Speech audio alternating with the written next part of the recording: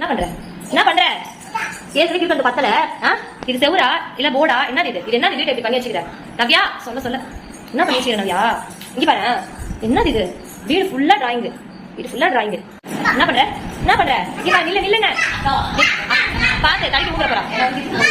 என்ன பண்ற? வீடியோ எடுக்கணும். ஓல்ட் பஸ் ஐ ஆச்சு. இங்க பாருங்க, சூப்பரா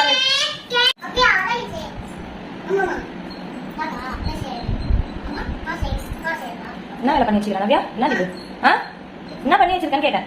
தலையில என்னது? சைடு சைடு போய் தொங்க வேணும். யார் உனக்கு இந்த அளவுக்கு சேட்டை பண்றதுக்கு தைரியம் கொடுத்தா சொல்லு.